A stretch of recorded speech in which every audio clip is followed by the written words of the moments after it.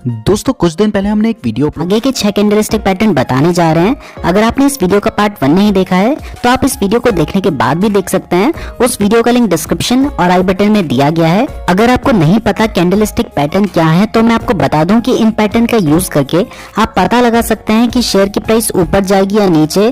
तो ये सीखकर आप ट्रेडिंग में एक्सपर्ट बन सकते हैं। तो चलिए दोस्तों इन पैटर्न को समझते हैं। तो शुरू करते हैं नंबर 7 से, क्योंकि 6 पैटर्न हम आपको ऑलरेडी पार्ट 1 में बता चुके हैं। तो दोस्तों हमारा जो 7th कैंडलस्टिक पैटर्न है इसका नाम है बुलिश हरामी।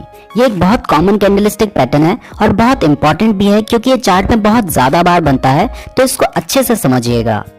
तो दोस्तों बुलिश हरामी एक 2 कैंडल पैटर्न है, यानी कि ये 2 कैंडल को मिलाकर बनता है और इसके नाम से ही पता चल रहा है कि ये बुलिश सिग्नल देता है, यानी कि इस पैटर्न के बनने के बाद शेयर की प्राइस बढ़ने के चांसेस होते हैं। और इसके नाम में जो हरामी वर्ड है ना, वो हिंदी नहीं है, वो एक जापानीज वर्ड है जिसका मतलब होता है प्रेग्नेंट। और इसका नाम हरामी यानी प्रेग्नेंट क्यों है वो मैं आपको आगे समझाऊंगा। ना दोस्तों अभी आपको स्क्रीन पे जो कैंडलस्टिक पैटर्न दिखाई दे रहा है वो एक बुलिश हरामी पैटर्न है और इसको आइडेंटिफाई करने के लिए 3 कंडीशन फुलफिल होना जरूरी है। पहला, स्टॉक डाउन ट्रेंड में होना चाहिए, यानी कि शेयर की प्राइस गिर रही होनी चाहिए।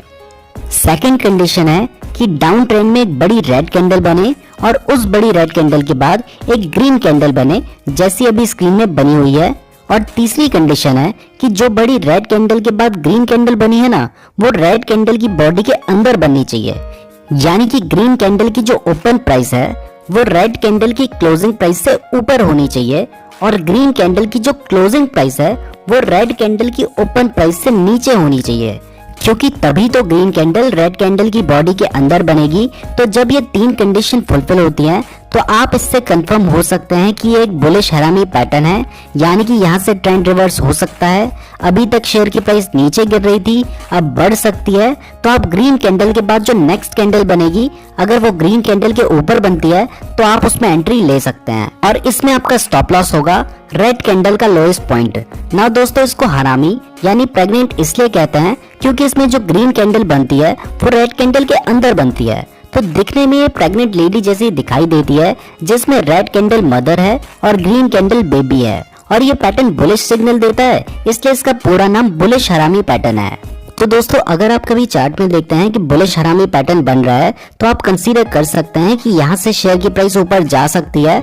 100% ट्रेडिंग में कुछ भी कंफर्म नहीं होता है, लेकिन बहुत ज्यादा चांसेस होता है कि बुलिश हरामी पैटर्न बनने के बाद शेयर की प्राइस ऊपर जाएगी।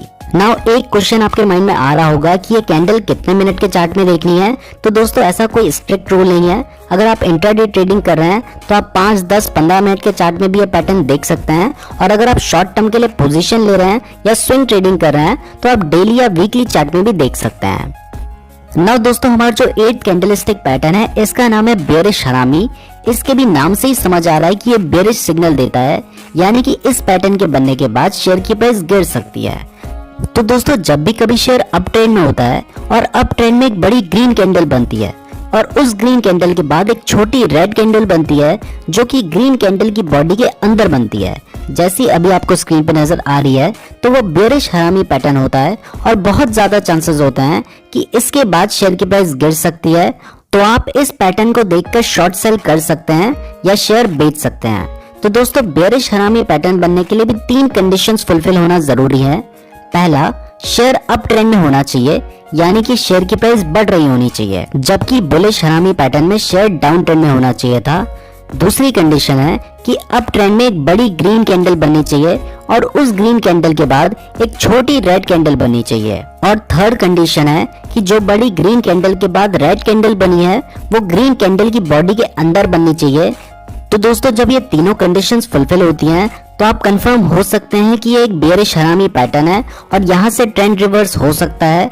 अभी तक शेयर की प्राइस बढ़ रही थी, अब नीचे जा सकती है, तो आप यहाँ पर शॉर्ट सेल कर सकते हैं या शेयर बेच सकते हैं। यहाँ पर आपको रेड कैंडल के बाद अगर नेक्स्ट कैंडल उसके नीचे बनती है तो वहां पर शॉर्ट सेल करना होगा, मतलब एंट्री लेनी होगी। और क्योंकि आप शॉर्ट सेल कर रहे हैं तो यहाँ पर आपका स्टॉप लॉस होगा बड़ी ग्रीन कैंडल का हाईएस्ट पॉइंट। अब मैं आपको बुलिश हरामी पैटर्न और बेयरिश हरामी पैटर्न के बीच में डिफरेंस समझा देता हूँ।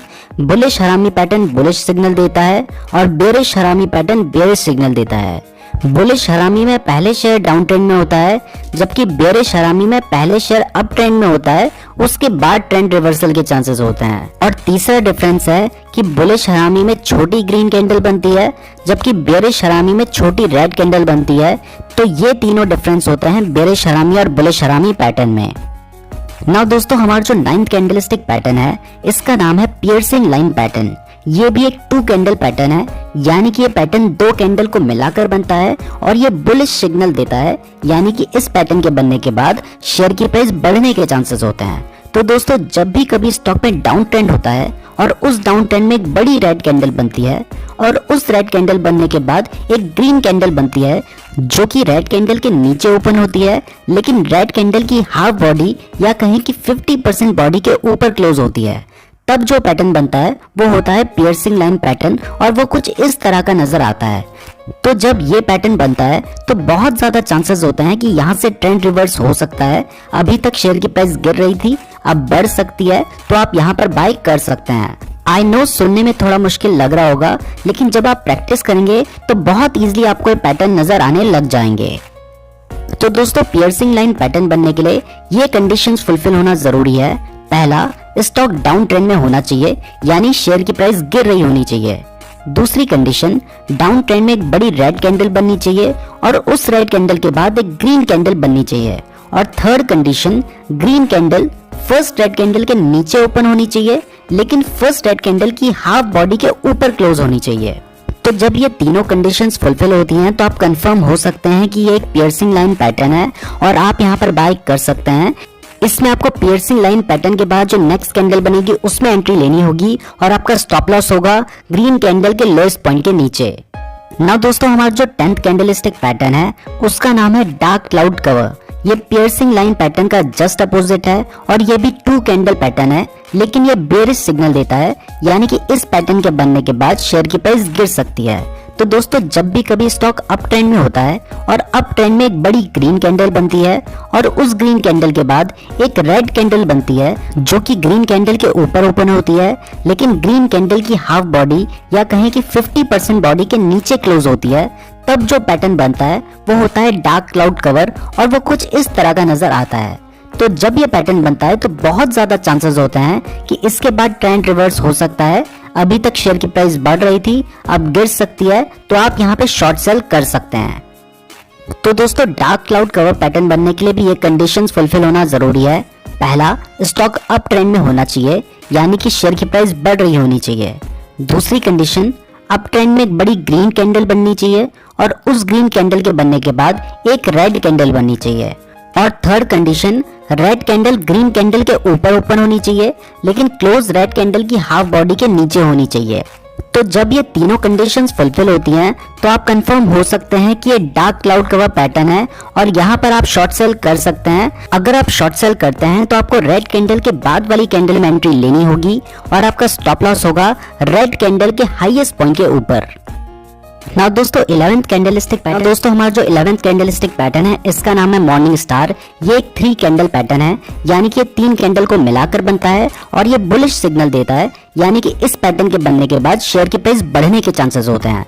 तो दोस्तों, जब भी कभी शेयर डाउन ट्रेंड में होता है और डाउन ट्रेंड में एक बड़ी रेड कैंडल बनती है और उस रेड कैंडल के बाद एक छोटी बॉडी वाली कैंडल बनती है जो किसी भी कलर की हो सकती है, लेकिन बॉडी छोटी होनी चाहिए और दोनों विक एक बराबर होनी चाहिए। और उसके बाद एक बड़ी ग्रीन कैंडल बनती है जो कि फर्स्ट रेड कैंडल के बराबर या उससे बड़ी होती है। तो जब ऐसा पैटर्न बनता है तो इसको मॉर्निंग स्टार कहा जाता है और इस पैटर्न के बनने के बाद शेयर की प्राइस बढ़ने के बहुत ज्यादा चांसेस होते हैं, तो आप यहाँ पर बाय कर सकते हैं। और अगर third green candle high volume के साथ बने तब वो ज्यादा इफेक्टिव होती है और तब बहुत ज्यादा चांसेस होते हैं कि शेयर की प्राइस बढ़ने वाली है, तो आप इस पैटर्न को देखकर शेयर बाय कर सकते हैं। तो दोस्तों, मॉर्निंग स्टार पैटर्न को आइडेंटिफाई करने के लिए ये कंडीशंस फुलफिल होना जरूरी है। पहला, शेयर डाउन ट्रेंड में होना चाहिए, यानी कि शेयर की प्राइस गिर रही होनी चाहिए। दूसरी कंडीशन, डाउन ट्रेंड में एक बड़ी रेड कैंडल बननी चाहिए और उस रेड कैंडल के बाद एक छोटी बॉडी और बराबर विक वाली कैंडल बननी चाहिए, जैसी अभी स्क्रीन में बनी हुई है। आपको दिखाई दे रहा है कि इसकी बॉडी छोटी है और इसकी दोनों विक बराबर हैं, ये किसी भी कलर की हो सकती है। यहाँ पे रेड है, अगर ग्रीन भी होती तो भी एक ही बात होती। और थर्ड कंडीशन, छोटी कैंडल के बाद एक बड़ी ग्रीन कैंडल बननी चाहिए जो कि फर्स्ट रेड कैंडल के बराबर या उससे बड़ी हो। तो जब ये तीनों कंडीशंस फुलफिल होती हैं तब आप कंफर्म हो सकते हैं कि ये एक मॉर्निंग स्टार पैटर्न है और आप यहाँ पे एंट्री ले सकते हैं। इसमें भी अगर ग्रीन कैंडल के साथ वॉल्यूम इंक्रीज होता है तो ये ज्यादा इफेक्टिव सिग्नल माना जाता है। तो अगर आप मॉर्निंग स्टार पैटर्न के बेसिस पर बाय करते हैं तो आप बड़ी ग्रीन कैंडल के बाद वाली कैंडल में एंट्री ले सकते हैं और आपका स्टॉप लॉस होगा सेकंड कैंडल का लोएस्ट पॉइंट।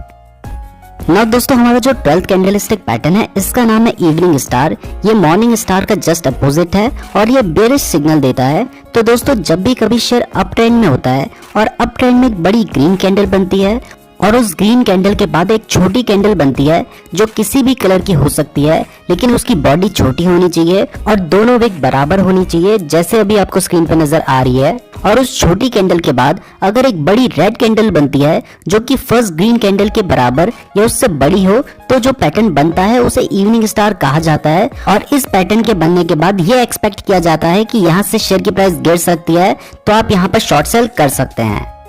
तो दोस्तों, इवनिंग स्टार पैटर्न के लिए भी कुछ कंडीशंस फुलफिल होना जरूरी है।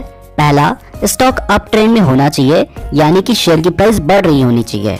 दूसरी कंडीशन, अप ट्रेंड में एक बड़ी ग्रीन कैंडल बननी चाहिए और उस ग्रीन कैंडल के बाद एक छोटी कैंडल बननी चाहिए जो किसी भी कलर की हो सकती है, लेकिन उसकी बॉडी छोटी और दोनों विक बराबर होनी चाहिए। और थर्ड कंडीशन, छोटी कैंडल के बाद एक बड़ी रेड कैंडल बने जो कि फर्स्ट ग्रीन कैंडल के बराबर या उससे बड़ी होनी चाहिए। तो जब ये तीनों कंडीशंस फुलफिल होती हैं तब आप कंफर्म हो सकते हैं कि ये एक इवनिंग स्टार पैटर्न है और आप यहाँ पे शॉर्ट सेल कर सकते हैं।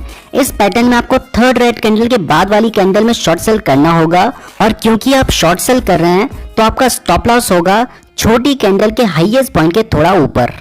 तो दोस्तों, आप इस तरह से इन कैंडलस्टिक पैटर्न का यूज करके ट्रेडिंग कर सकते हैं। ये पैटर्न बहुत ज्यादा हेल्पफुल होते हैं, लेकिन जरूरी नहीं है कि हर बार काम करें, इसलिए हमेशा स्टॉप लॉस का यूज कीजिएगा। और इन पैटर्न की आप जितनी ज्यादा प्रैक्टिस करेंगे उतनी ज्यादा इजिली आप इन्हें आइडेंटिफाई कर पाएंगे और उतनी ही ज्यादा इजिली आप इन्हें यूज कर पाएंगे। तो ज्यादा से ज्यादा प्रैक्टिस कीजिए। इसके अलावा भी कुछ कैंडलस्टिक पैटर्न है, अगर आप चाहते हैं कि हम उनके ऊपर भी वीडियो बनाएं तो कमेंट करके जरूर